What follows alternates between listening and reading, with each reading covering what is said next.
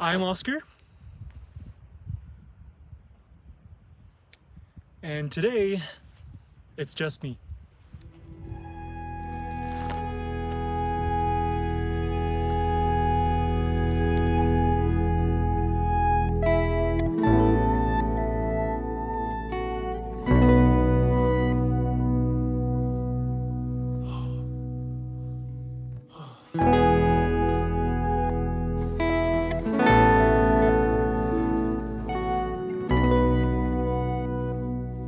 After a good night's sleep at the temple guest house, I woke up ready for the final stage of my Japan trip, and perhaps the thing I'd been looking forward to the most. However, things didn't really turn out the way I'd hoped, I guess for better or worse, and in the end, it became a painful but important story about growing up. Okay, getting our first rain of the trip. It's actually kind of refreshing. So, given the rain, I don't think I'm gonna be staying here too long. I'm quickly gonna do the steps, I think, and just like see a little bit more of this village. And then I'll be off to Hakuba.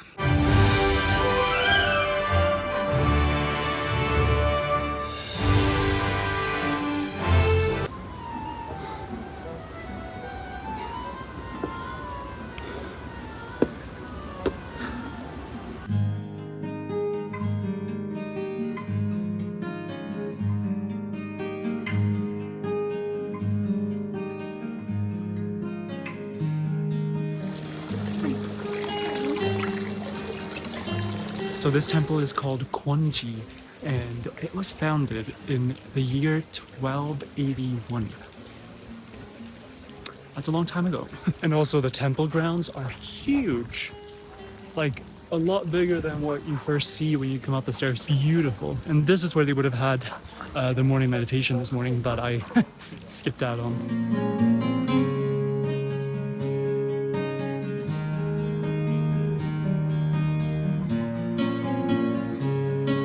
It's not until now that I'm going down the stairs that I'm realizing how insanely steep they are. Going up, it was just like powering through it, but now I don't really want to look down. So funny, I've spoken to two British people this morning. The first one was a guy who actually worked at the temple, and he said he was there with a workaway. So apparently you can go there as a workaway, so if anyone is interested in that, that is a possibility. And the second one was this woman who was standing by this temple in the rain, and I felt so bad. I stopped the car and I offered her a ride. She was very happy about that. Brits are always so nice. Before we move on, let's just quickly check in with Dan and see what he and his friends are up to on their trip, which probably couldn't have been more different than mine. Hello from Vietnam. We're toward the end of our trip now, and yeah, it's been a very different trip from the normal trips that Oscar and I take.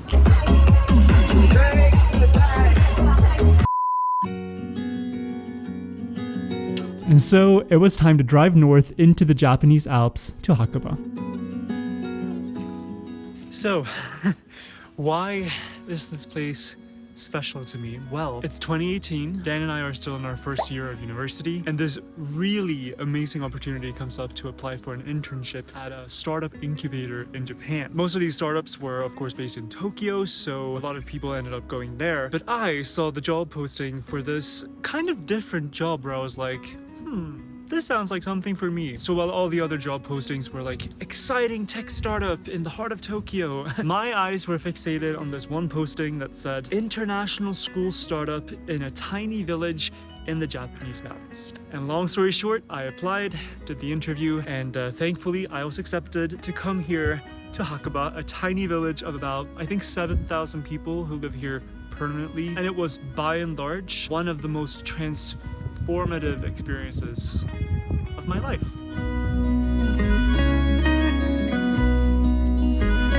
Also, this town was part of hosting the 1998 Winter Olympics, and I'm not even gonna mention the fact that I hadn't even turned 1 year old yet at that point.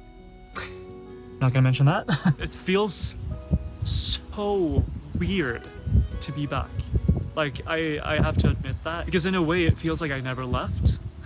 Which is crazy because it wasn't even like that long of an experience. It was just about 3 months. But just the impact it had on me personally was just so immense that it feels like such a milestone. This is also where I composed and recorded my very first piano album, so A lot of things happen here, and it feels almost like a spiritual place.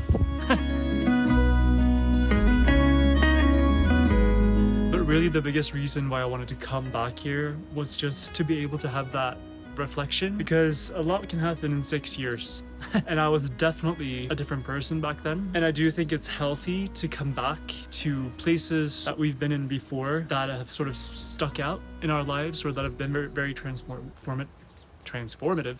I think it's easy to be blinded sometimes by the desire for more and never feeling satisfied or impressed with what you have. But I think it's in moments like these when you come back to a place like this and kind of going back to a past version of yourself and being able to look as that version of you on the current you.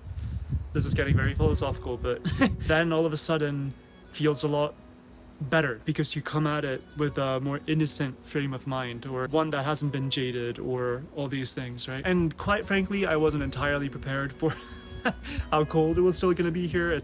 Now it's around 10 degrees. It's not that bad, but it's definitely not July temperatures that I had last time I was here. All right, this is my, well, unexcusably messy room after just one night that I'm kind of unpacking a little bit so that I can repack better, I guess. So incredibly generous of my old boss to let me stay here, and I even have a kitchen in the room so I can make whatever food I want, because the vegan offerings in this town are, I mean, okay, there are some restaurants. Most of them are only open during the winter season, and now we're sort of on the cusp. I think a lot of places seem to have closed on the 31st of March and today it's April 4th, so it's we're right on the cusp. If you're coming to Hakuba, and especially if you're a group of people, I think staying here at Nomad would be perfect. It's really well located and it has everything you need. I'm kind of feeling like the way you'd feel if you met your favorite teacher from like middle school or high school, and maybe you see them like in a bar or like doing something very not teacher-like, and your perception of them like just changing immediately. It's a little bit like that feeling. And I'm not saying that that's necessarily bad. It's just that now I'm getting the perspective that this is just another place. It will always have a special place in my heart, but I think now I'm coming back to it as an almost 27-year-old. Back then I was only 21. So my perspective is obviously a lot wider now and a lot different. But I think that rather than trying to recreate what I once experienced here, I'll just have to keep that as a beautiful time capsule to look back at, and not try to, redo it, because that's just not gonna happen.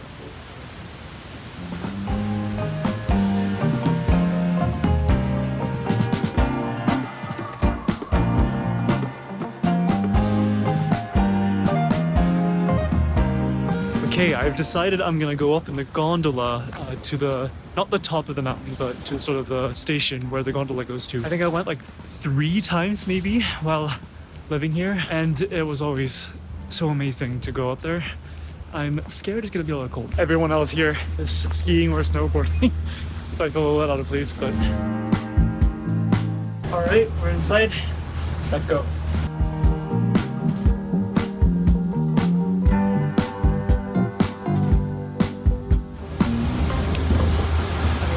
I think right now there might be some clouds surrounding the station. Maybe I'll have to wait a little bit to get a view, but yeah. Oh gosh, it is cold up here.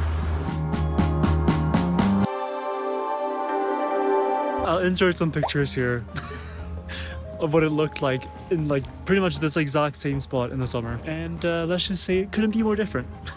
It's almost like jarring when you're not in a place to sort of experience the changing of the seasons. You've been there for only one season and then you go in a completely different season and you're like, what is this place? Like, you don't recognize it at all. There is a surprising amount of skiers here still though. Like even Europeans, not just Japanese people. Like there's people from all over the world. I guess right now it's a lot cheaper than it would be during high season. I mean, up here there's still a lot of snow, but once you get down in the valley it's brown, so.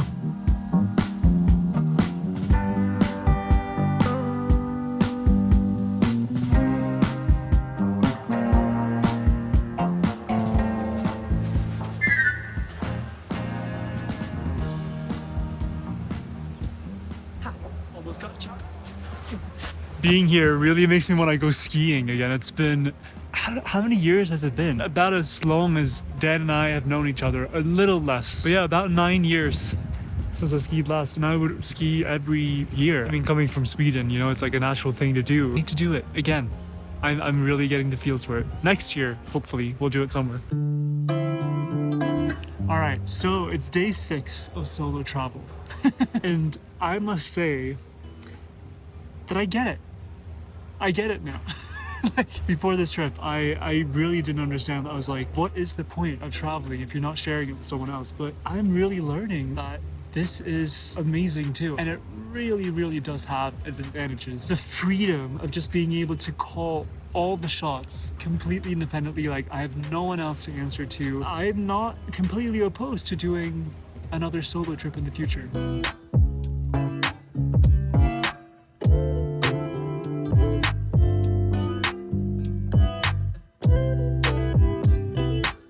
So the more I keep trying to do, it seems like I absolutely could not have come at a worse time, because it's really like the cusp or like the end of the skiing season. So many restaurants or places in general are just closed. Like, this is kind of like the lowest point where people take some time off because there's not a lot of skiers anymore, which is great for them, but not very great timing for me. Yeah, like, I've been driving around now trying to find any open restaurant, but pretty much everything is closed.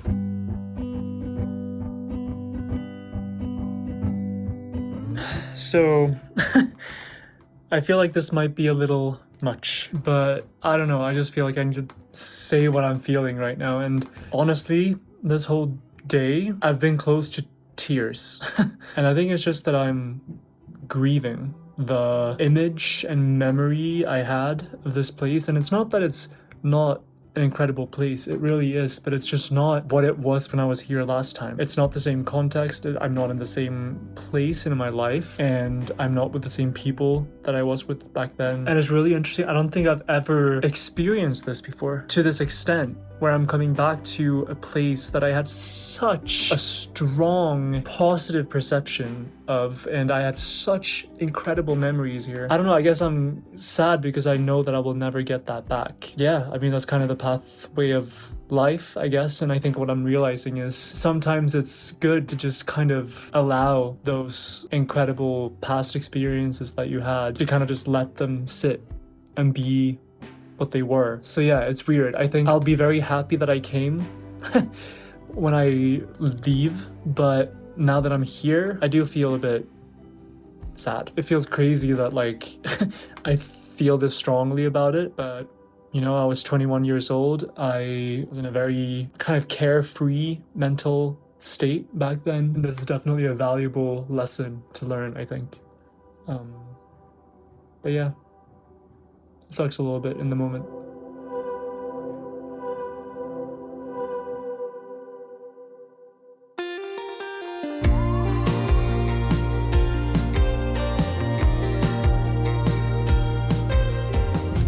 Good morning. Finally, the weather is spectacular, and I'm gonna head up to the northern coast today. That's something I never actually did when I was living here, and it's only really like an hour away, so I'm excited today to finally check out what that's like. It's been so gloomy the past 2 days, so finally getting to see Hakuba like this again in the sun. Now all of a sudden it feels a lot more like the Hakuba I know.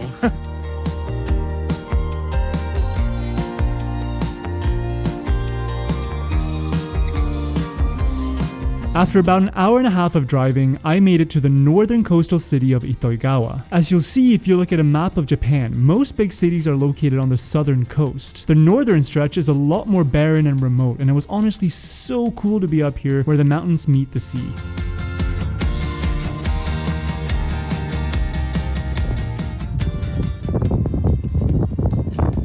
It is windy out here. The city itself wasn't too interesting, but I spent a few hours exploring the coastline, sitting by the shrine on a rock in the ocean for over an hour.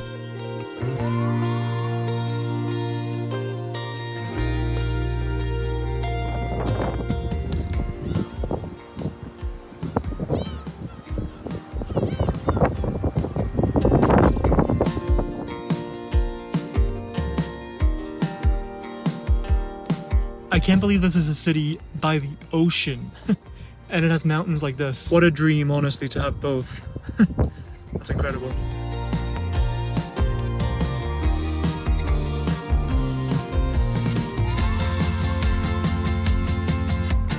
That evening, I had dinner at my favorite restaurant in Hakuba with a girl currently working at the school I interned at before taking a bath at a local onsen.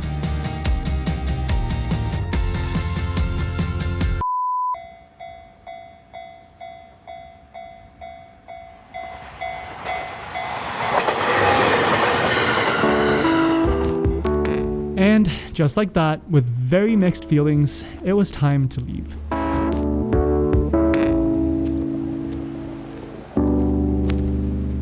At least I get to leave Hakuba on the most beautiful day. This is the image that I'm gonna keep of this place.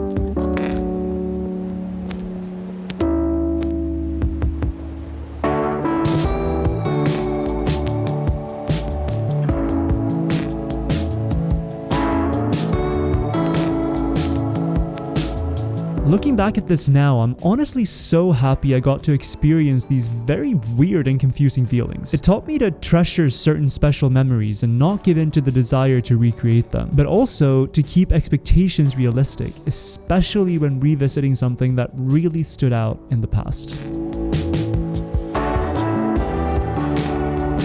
So I've started the drive back down south with the first stop in Nagano, which is a pretty big city, just like 45 minutes away from Hakuba. When I lived there, I used to come here quite a lot. And there is this specialty for the prefecture, Nagano prefecture, called Oyaki, which I absolutely fell in love with. And there's this place that has all vegan Oyaki. So whenever I came to the city, I would always like just stack up on tons of those. They're so delicious. I just got some, like probably even more delicious than I remember them to be honest. There's all this miso inside, so it's super umami, it's super salty, and then sort of the outside of the dough has been fried somehow, I think, or maybe not fried in oil, but like at least pan fried or something. I don't know. Whatever they do, it's delicious.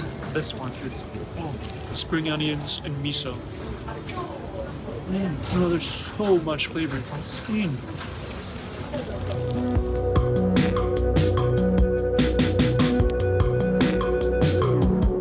Okay, this is the craziest shit ever because I was so bummed because I asked the guy at the Oyaki place if, you know, I could keep them for a few days since I'm traveling back, and I wanted to give some to Dan because he also loves these. And I was so bummed because he was like, no, you need to eat them today. They're only fresh for one day. I'm sorry. I was like, okay, well, that's it. As I'm driving, all of a sudden, I see this Oyaki farm, and it's the same company. I think the sort of production facility is here, and here they had frozen ones that I got.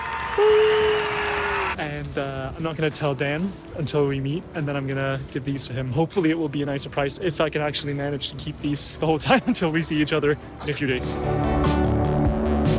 Many hours of driving later, I made it back down to the Tokyo area where I'd spend my final 2 nights in Yokohama and Funabashi. And the question remained, would I ever consider doing another solo trip? Alright, hello you guys from the Hyatt Regency Yokohama. The only reason I came here is because Dan and I had like a Hyatt voucher, like a free 1-night voucher, expiring in like 2 weeks. So we were frantically searching for like anywhere we'd be in the next few weeks where there was like an eligible Hyatt property we could use it at. And this was like one of the only ones, or pretty much the only one. So that's the only reason I came here. But I'm so happy I came to Yokohama because I'm loving the vibe here. It's so nice, and I love the way they've used the waterfront. I feel like that's one of the things that's kind of missing in Tokyo. Anyway, as this trip is coming to an end, I thought I'd just summarize a little bit. I think one of the biggest realizations has really been that having experiences alone doesn't diminish them at all, and that can actually make them even more special.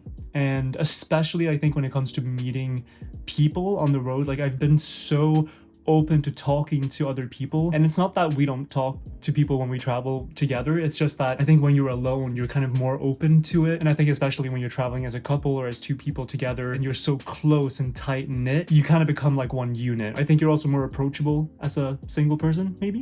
One of the most difficult things has actually been eating at restaurants, like dining alone. I don't know, like I don't love it because what I usually end up doing is like sitting on my phone scrolling, and I've been trying to not do that and just like sit and maybe think a little bit more, use it as like contemplative time. And on occasion, there's also been other people in the restaurant that I've talked to, so that's been really nice as well. Another really incredible thing, I think, is just having been able to make decisions on a whim without consulting literally anyone else. That has been such a freeing experience for me, because I quite literally have not felt that in years. Since we are always together, we always make decisions together as well. We're always consulting the other person. But like now, when I was sitting in the car and all of a sudden I saw something, I would like in a split second just make the decision of I'm gonna get off the road here and go there or whatever. Like there were so many of those moments. There have been some downsides, like I have felt very lonely, especially at night. Like I'm so used to having a bedtime routine where like we're getting ready for bed together and we kind of hold ourselves accountable a little bit for like actually getting in bed. And especially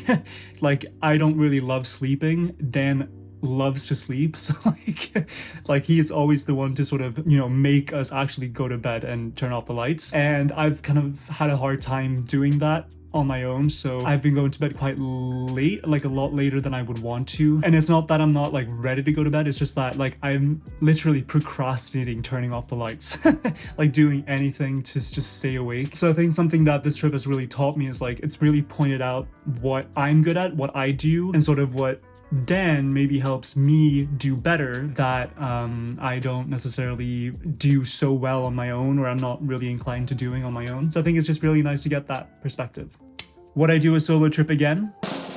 Definitely. And I think I'm even gonna encourage Dan to take a real solo trip. I feel like this is something I want to do maybe like on a yearly basis, maybe not for 10 days. It doesn't have to be that long every time, but I think having a few days just on your own, I think it's really healthy. I'm just happy to see that it wasn't as scary as I initially thought it would be. So overall, I'm really happy. I'm very grateful, and thank you guys for coming along on this trip with me, my first ever solo vlog. And until both of us are back in the next video, see you around the world.